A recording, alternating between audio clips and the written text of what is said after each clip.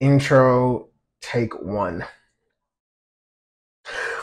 Kendrick Lamar already won. Kendrick Lamar won 2024.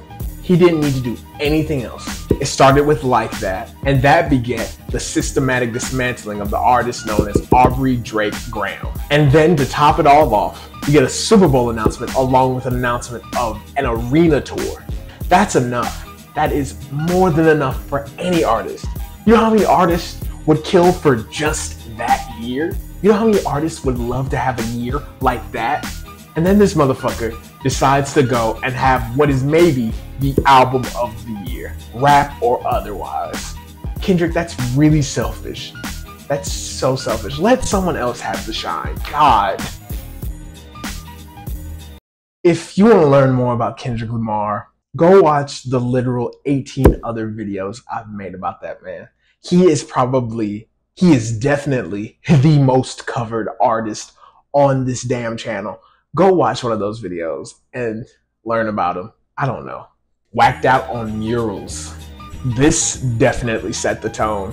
This song really let you know what this album is about. This album is about going back to the West Coast.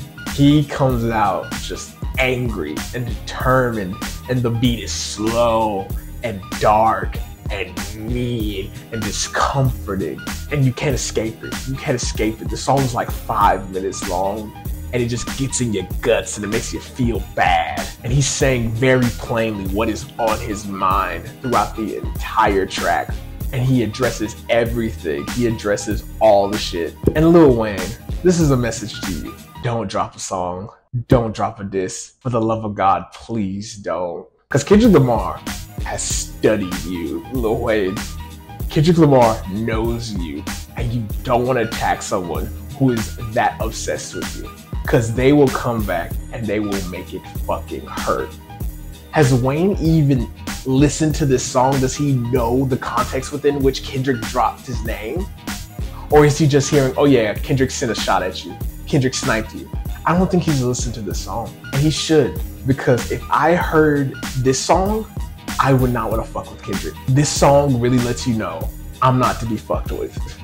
Squabble up. Kendrick Lamar previewing a song in a video and then dropping it.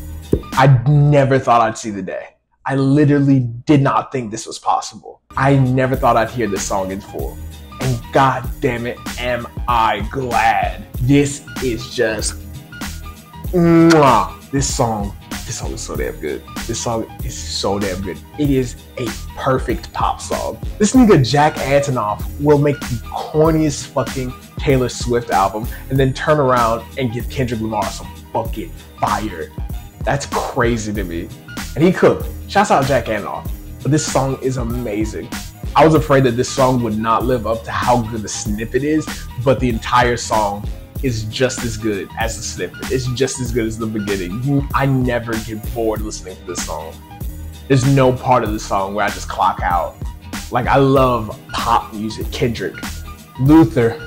This one has definitely grown on me. R&B Kendrick is usually hit or miss with me. Sometimes it works, sometimes it doesn't. This one, initially, I was uncertain about it. I didn't immediately hate it, but I wasn't feeling it. But now I've gotten to a place where it's good. I like it. I like it. It's a fun song, got a nice groove, got a nice beat, something to slow dance to. It's good. I like it. Man, At the Garden. Another song that grew on me. Another song that grew on me. Initially, I thought it was a little too melodramatic. Kendrick wants to be all deep and shit. And sometimes he can go a little too far and it's not accessible. He has a lot of songs where I can listen to it once and then I'm done. I can acknowledge, oh yeah, this is a masterfully made song. I'm never going to listen to it again. And initially, I thought that this was that. I thought that this was a little too deep, a little too artsy-fartsy for repeat listening. But actually, it's pretty accessible. It's pretty chill listening. It's not too intense, like a lot of the stuff on Mr. Morale. It's definitely intense, but it's something that I could see myself going back to. Not just seeing it as sort of an art piece that I'll never really acknowledge again. Hey now, this is when it clicked for me what he was doing on this album. This is when I realized, oh, he's going to make a truly regional West Coast album. Kendrick's always been a West Coast artist, and you can hear it in his music, but this album is different. And this song signaled that for me. This song is Kendrick very much saying, this ain't for everybody. This is for the West Coast. You niggas cannot like it or love it. I don't care. But I'm making this for the West Coast. And if you're not into that, fuck off. Putting like G-Funk on this song with those fucking crazy ass keys, that shit was genius. If I knew how to crip walk, I'd definitely do it to this song. I don't know who the fuck Dodie 6 is, but he seems pretty tight. He really holds his own with one of the best rappers of all time. Reincarnated. Reincarnated? You know how badly this could have gone? Making a song like this? Making this really big choice? You know how terrible this song could have been? This man sampled the Tupac beat, did a Tupac impression, and named it Reincarnated. Any other artist, they fall flat on their fucking face, and they're sued by Tupac's estate. Any other artist tries some shit like this, it does not work. But Kendrick's built different. This song is actually really fucking good. This song is really fucking good. The minute I realized what he was doing, you realize immediately, but the minute I realized what he was doing, I said, this man is fucking insane. He's just chasing after Tupac constantly. The ghost of Tupac haunts Kendrick Lamar on every single album. Sometimes it's more directly than others. Sometimes he straight up interviews Tupac. On this album, he straight up cribs Tupac's flow and makes a whole song in his voice. And you can see the sub at Drake. You know, part of this song is a sub at Drake. He's saying, I don't need fucking AI, nigga. I'm actually from here. You can fake that shit all you want, but I'm actually from here, nigga. It's definitely a sub at Drake. We all know that. We've all said that. This genuinely could have gone terribly, but it didn't. TV off. What a song. Kendrick Lamar Mustard, we need the tape. Mustard said, I sent him beats every single day. Do they all have horns? Do they all have these really repetitive horns that get stuck in your head and get in your bones and you can't avoid them no matter what? Kendrick Mustard, just give us all the songs. Give us them all. I don't care if they all sound exactly the same. If they're all just not like us copies, give it to us, please. We will listen to every single one of them. Every one of them will go #1 on the Billboard charts.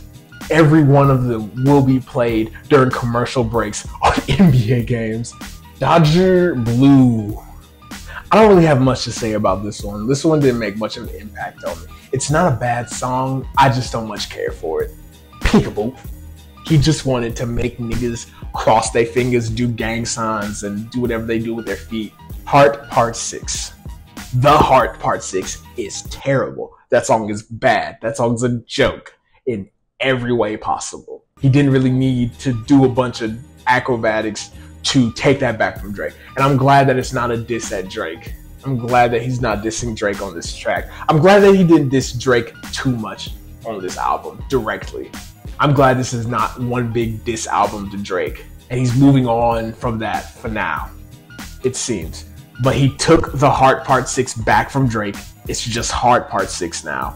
And instead of dissing Drake, he paid tribute to the people who got him to where he is right now. And it's very beautiful, it's very moving. It feels like something you'd play at a barbecue. G and X, one of the more underrated tracks on this album. Very skeletal, very freaky ass beat that's off rhythm, off kilter, and off-putting. Very West Coast shit all throughout it. All the rappers on it kind of kill that shit. And it's fun. It's fun. People have been hating on this song. I don't get it. It's not that bad. I love Hood Rat, Hoodlum, Ski Mask Kendrick. Gloria. Nice way to end the album. Kendrick singing, you know, it's not the best. It's not the best. But the intention's there. He clearly has something he wants to say. He's paying tribute to the woman he loves. It's beautiful. It's very heartfelt. Is he the best singer? No. This might be the peak of Kendrick Lamar. This might be as big as it's ever going to get. I think I think after this, it's going to be less of a straight up decline. I hope it's not, at least. I hope it's not a straight up decline, and more like a plateau, like a slight, really slight decline and a plateau. Because you can't get much higher than this. Can we get much higher? So high. This past year and the next year he's going to have, I don't think any rapper has ever reached the heights that he's reached.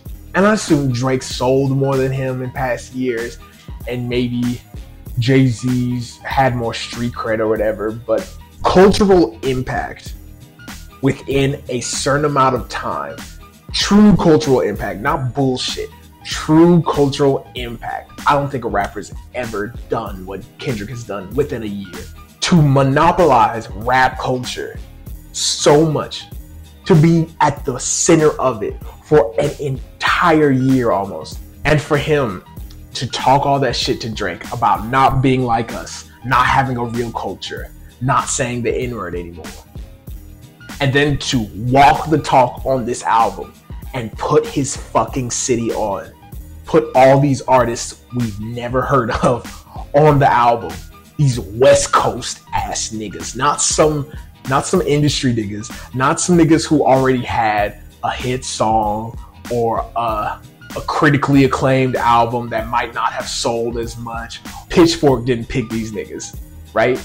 These are West Coast ass niggas. For him to make such a regional album and for it to feel so accessible and do the numbers that it's doing, that's genuinely insane. And I don't know if it can get much higher than this. Can we get much higher? So high. I don't know if he is going to ever have another year like this. I thought 2017, 2018 was his commercial peak. I thought that was as big as he was going to get ever. Because it was Damn, Coachella, Humble. I thought that was as big as he was going to get. And he was going to spend the rest of his career experimenting and being weird and not exactly trying to be a pop artist. But I really do think Drake woke something up in him. I think Drake really pissed him the fuck off. Maybe he had this planned before the Drake beef. Maybe the Drake beef was just a lead up to this album. I don't think so. Maybe I'm wrong. I don't know. But this really feels like sort of another fuck you to Drake.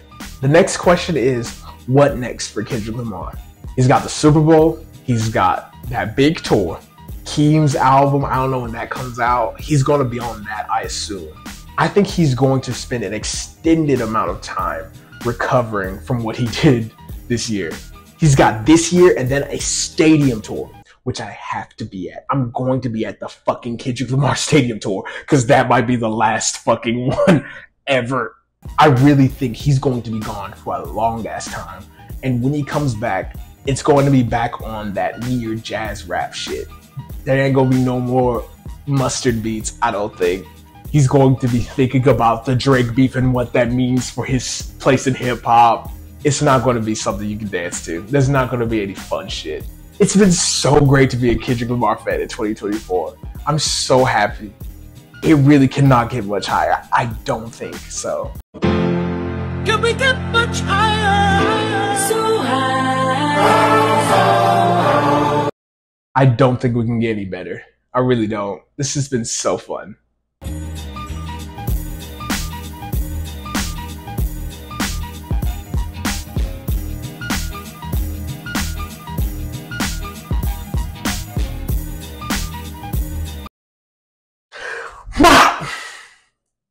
I'm not going to do that.